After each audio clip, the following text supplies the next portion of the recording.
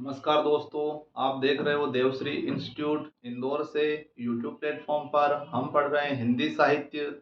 अभी तक की कक्षाओं में हमने हिंदी साहित्य के अंतर्गत जो पढ़ा है, पिछली कक्षा में सूरदास के बारे में पढ़ा था शायद हमने। आज उनकी जो रचनाएं हैं जो बची हुई हैं, कल की कक्षा में हम नहीं पढ़ पाए थे, आज वो रचनाएं पढ़ने वाले हैं।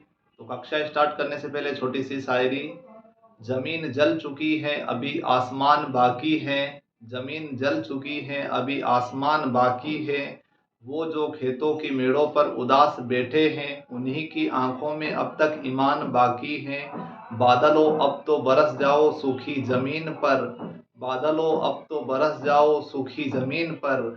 किसी का घर गिरवी है और किसी का लगान बाकी है। अब हम कक्षा स्टार्ट करते हैं।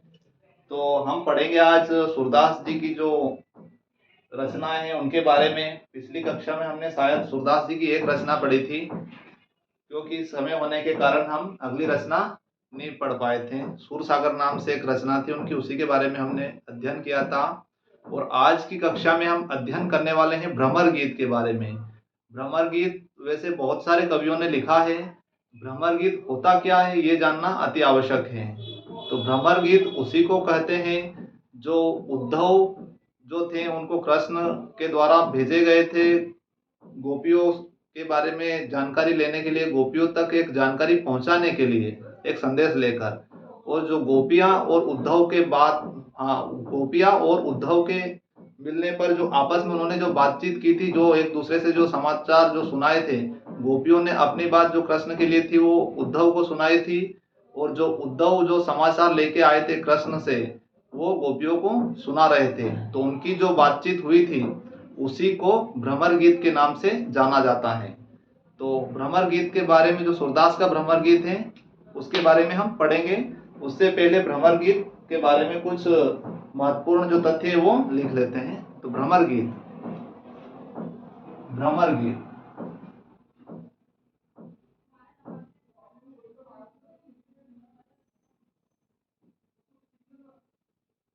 भ्रमर गीत का वास्तविक अर्थ, भ्रमर गीत का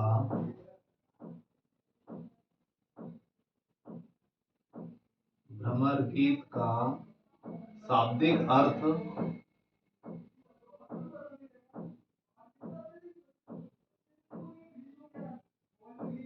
भ्रमर गीत का शाब्दिक अर्थ है भौरों का गीत, भौरों का गीत। उसी संवाद को भौरों का गीत कहते हैं, जो उद्धव और गोपियों के बीच में जो संवाद हुआ था उसी को। साथ ही भ्रमर गीत को अवहेलना नाम से भी जानते हैं, एक अर्थ अवहेलना के नाम से भी पहचानते हैं भ्रमर गीत को।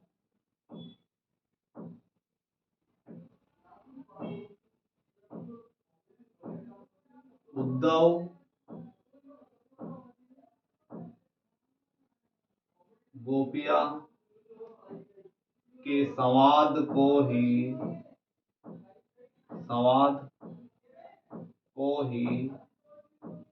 हिंदी साहित्य में हिंदी साहित्य में हिंदी साहित्य में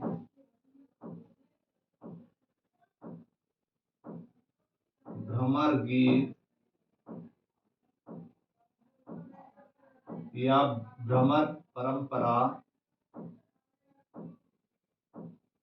भ्रमर गीत या भ्रमर परंपरा, भ्रमर परंपरा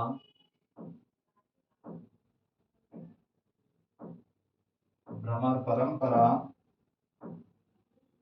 कहलाई।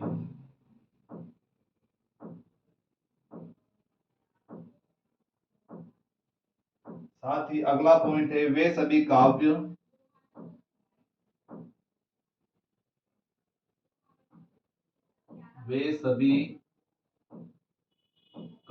जिनके अंतर्गत उद्धव गोपी संवाद है, वे सभी काव्य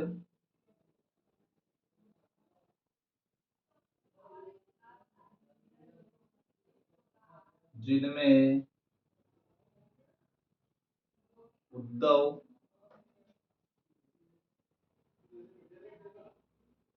गोपी उद्धव गोपियाँ के के संवाद की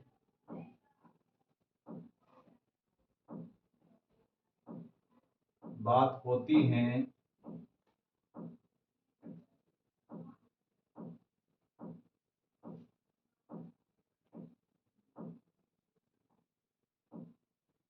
बात होती हैं,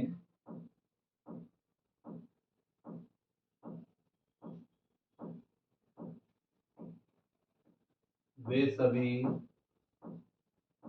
भ्रमर गीत कहलाते हैं।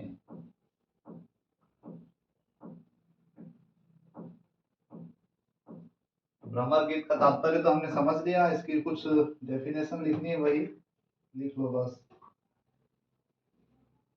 और साथ ही भ्रमर गीत का एक और अन्य अर्थ भी जो यहाँ पर ऊपर लिख लेना।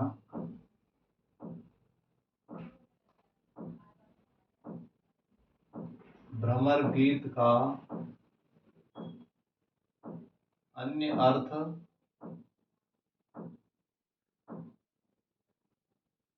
अर्थ है अवहेलना।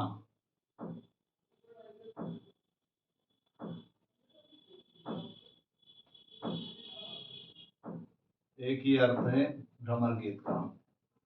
तो ये आपको अच्छे से समझ में आ गए होंगे। अगर कोई सी समस्या हो इनको समझने में तो कमेंट बॉक्स में अवश्य बताइए, आपकी समस्या का भी समाधान करेंगे।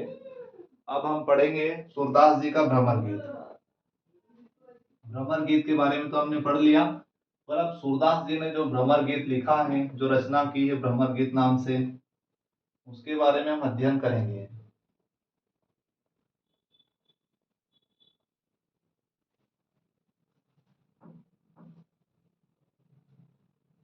सूरदास का भ्रमर गीत।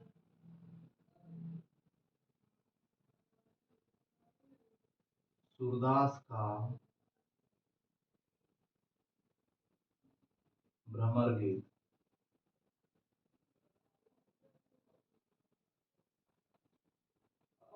सूरदास का भ्रमर गीत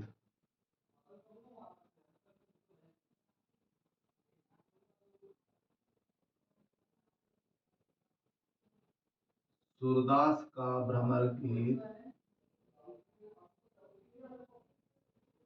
गीत सर्वश्रेष्ठ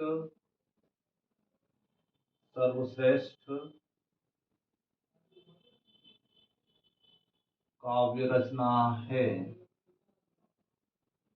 सूरदास का भ्रमर गीत सर्वश्रेष्ठ काव्य रचना है।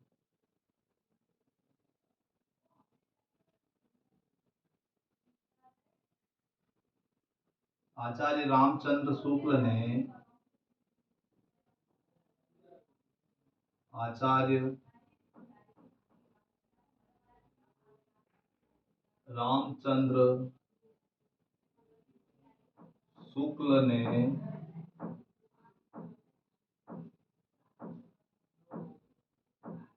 भ्रमर गीत सागर में भ्रमर गीत सागर में सूरदास के भ्रमर गीत के 400 पदों को छांट कर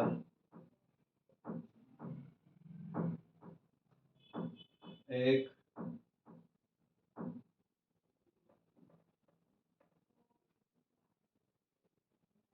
नई रचना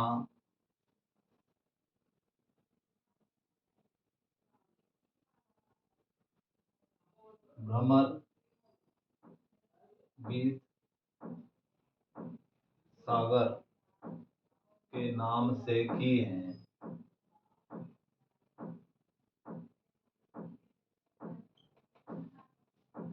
यानी जो सूरदास जी का भ्रमर गीत है, वो सूरदास का भ्रमर गीत सर्वश्रेष्ठ काव्य रचना है। आचार्य रामचंद्र शुक्ल एक विद्वान हैं जिन्होंने हिंदी साहित्य का काल विभाजन किया, और इनका काल विभाजन जो है वो सर्वमान्य है। ये हम पिछली कक्षा में पढ़ चुके हैं। तो आचार्य रामचंद्र शुक्ल जी ने भ्रमर गीत जो सागर है, ये भ्रमर गीत सागर लिखा है उन्होंने, जिस इसके अंतर्गत उन्होंने जो भ्रमर गीत है जो सूरदास का, इस सूरदास के भ्रमर गीत के 400 पदों को छांटकर एक नई रचना करी उन्होंने, जिसका नाम है भ्रमर गीत सागर। ये भ्रमर गीत सागर इसकी रचना करी, जिसके अंतर्गत सूरदास जी के 400 पदों को छांटकर इन्होंने लिखा है।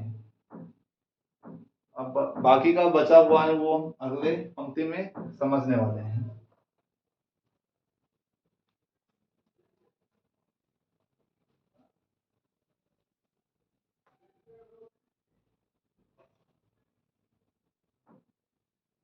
अगली पंक्ति है, अगली लाइन, मथुरा से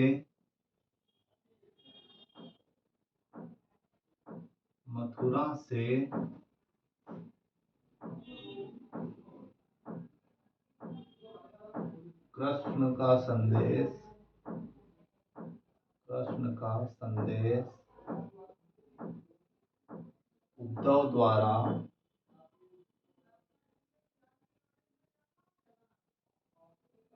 उद्धव द्वारा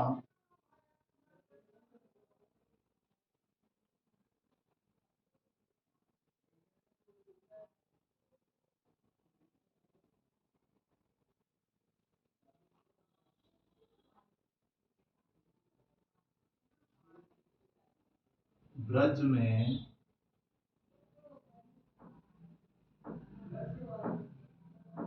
ब्रज में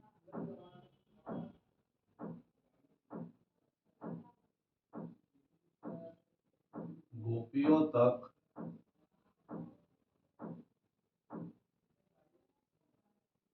गोपियों को भेजना, गोपियों को भेजना तथा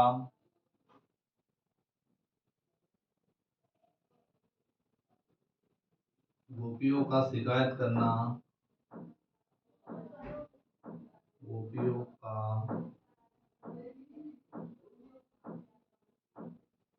शिकायत करना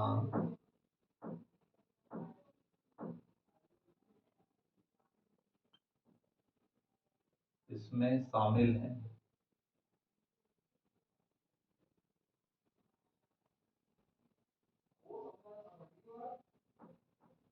साथ ही सूरदास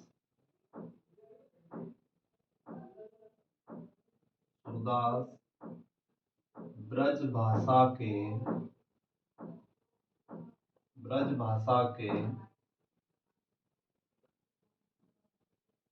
सशक्त कवि हैं।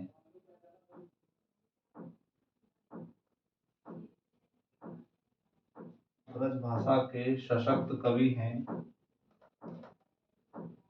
ये जो हमने शुरुआत में कक्षा स्टार्ट करी तब समझा था, मथुरा से कृष्ण का संदेश उद्धव लेके गए थे ब्रज में गोपियों को, जो भेजा था संदेश कृष्ण ने वो, तो मथुरा से कृष्ण का संदेश उद्धव द्वारा ब्रज में गोपियों को भेजना तथा गोपियों का शिकायत करना इसमें शामिल है। जो भ्रमर गीत है सूरदास का, इसके अंदर सभी भ्रमर गीत में यही है।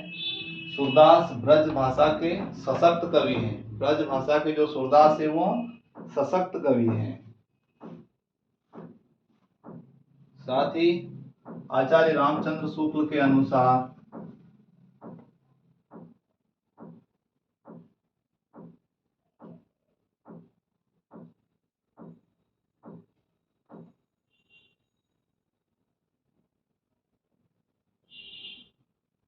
आचार्य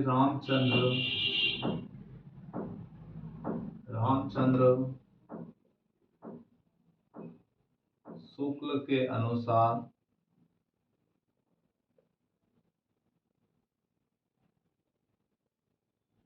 आचार्य रामचंद्र शुक्ल के अनुसार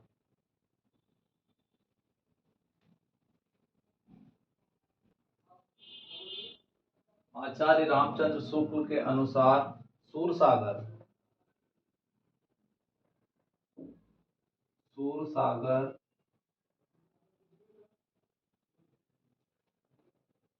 सूरसागर किसी समृद्ध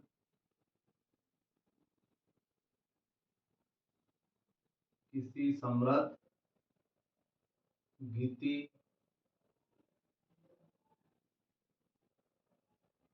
परंपरा का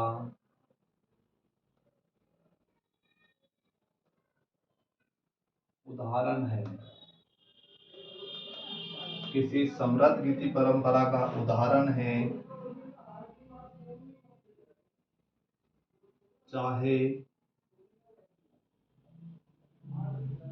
यह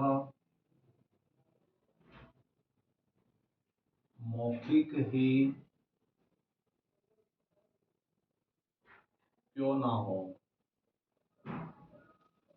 ऐसा सूरदास जी के बारे में रामचंद्र शुक्ल कहते हैं कि जो सूरसागर है वो किसी समृद्ध गीति परंपरा का उदाहरण है, चाहे वो मुख से कहा गया ही क्यों ना हो। जो पूर्ण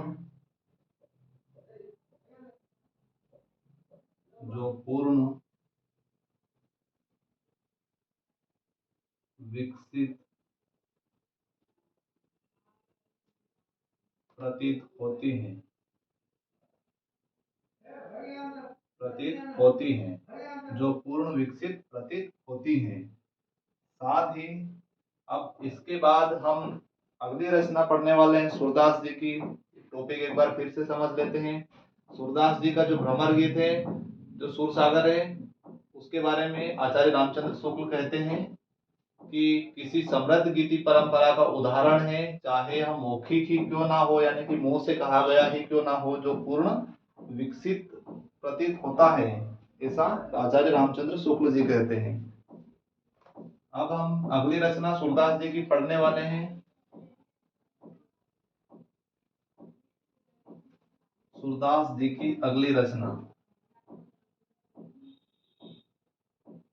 साहित्य लहरी, तीसरी रचना है। अभी तक हमने दो पढ़ ली है, सूरदास जी की सूरसागर कल की कक्षा में पढ़ लिया था और भ्रमर गीत आज की कक्षा में पढ़ा है।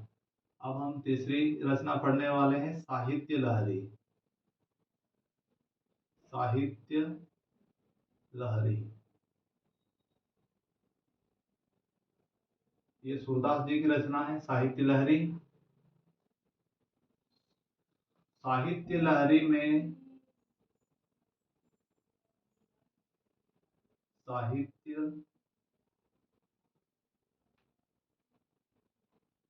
लहरी में साहित्य लहरी के एक पद में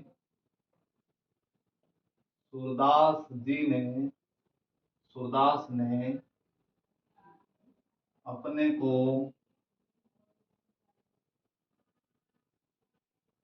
पृथ्वीराज रासो की रचयिता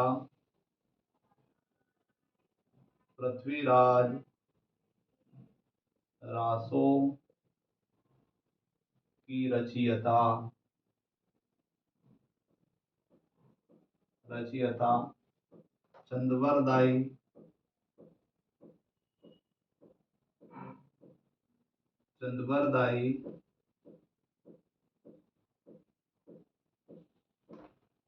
का वंशज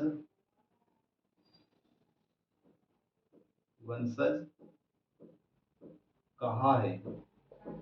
यानी कि सूरदास जी साहित्य लहरी जो उनकी रचना है, इसके अंतर्गत वो कहते हैं एक पद में कि साहित्य लहरी के अंदर उन्होंने ये बताया कि वो पृथ्वीराज रासो की जो रचयिता है चंदबरदाई, जिनके बारे में हमने पिछली कक्षा आदिकाल में अध्ययन किया था, तो चंदबरदाई के वंशज है, ऐसा सूरदास जी एक पद के माध्यम से कहते हैं। साथ ही अब अगली रचना है सूरदास जी की सुर सारावली। अगली रचना सुर सारावली।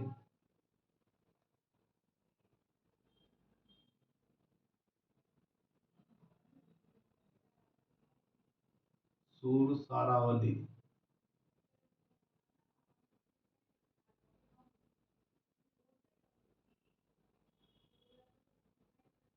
सुर सारावली में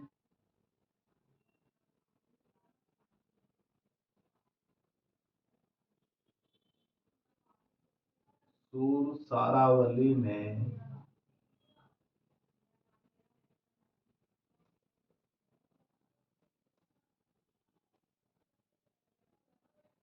सूरदास, सुर सारावली में सूरदास, सूरदास का विनय व विनय व विनय व दास, विनय व दास भाव का, विनय व दास भाव का, विनय व दास भाव का चित्रण मिलता है।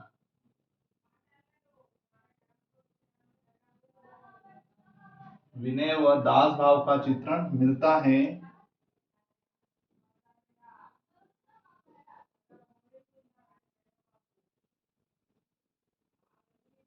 जिनमें, जिसमें,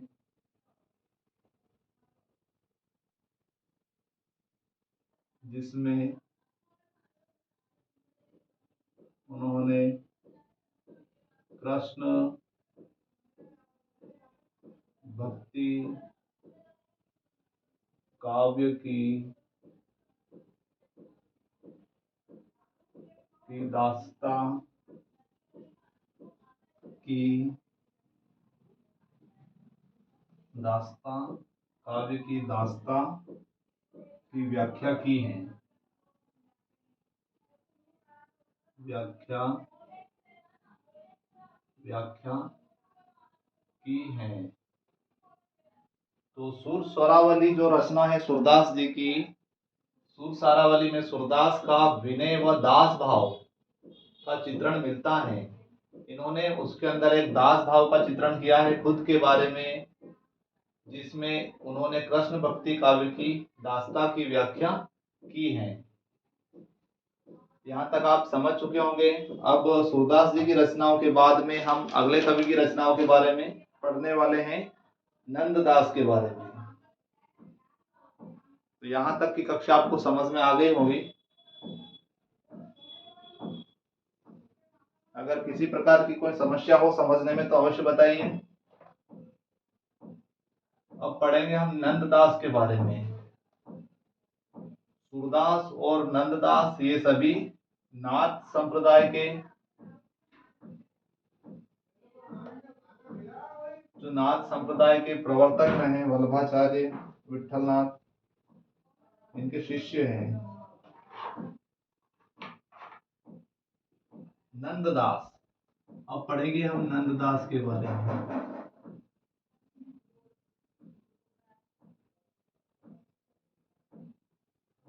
नंददास, इनका जन्म 1533 में माना जाता है।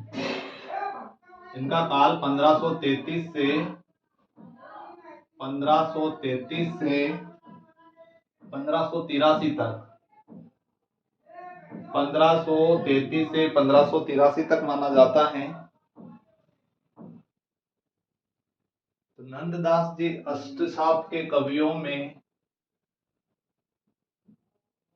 इनका जन्म तो 1533 से 1583 ईस्वी के मध्य इनका जीवन काल रहा है। नंददास अष्टसाप के कवियों में, अष्टसाप के कवियों में श्रेष्ठ, साथ ही गोस्वामी विठलनाथ विठलनाथ के शिष्य हैं विठलनाथ के ये।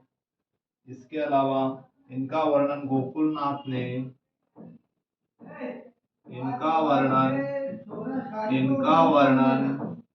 गोकुलनाथ ने इनका वर्णन गोकुलनाथ ने इनका वर्णन 252 गोकुलनाथ ने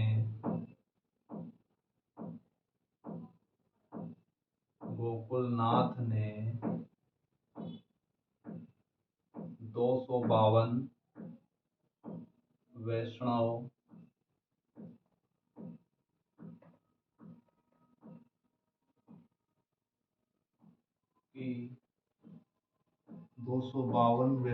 की वार्ता में किया है। 252 वैष्णव की वार्ता में किया है।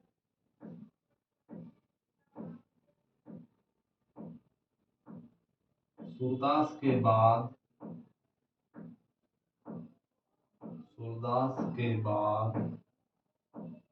कृष्ण भक्ति काव्य के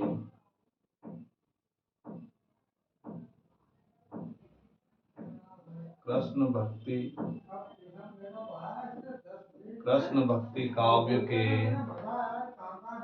भक्ति काव्य के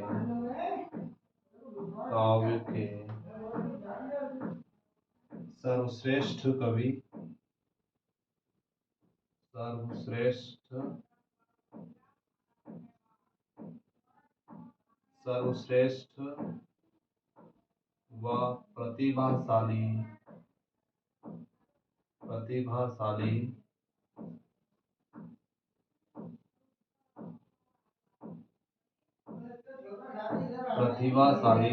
कवि हैं।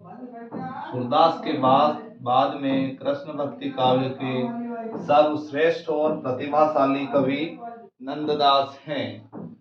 नंददास अष्टशाप के कवियों में श्रेष्ठ हैं। गोस्वामी विठलनाथ के शिष्य हैं। इनका वर्णन गोकुलनाथ ने 252 वैष्णव की वार्ता में किया है। साथ ही सूरदास के बाद कृष्ण भक्ति काव्य के सर्वश्रेष्ठ व प्रतिभाशाली कवि हैं।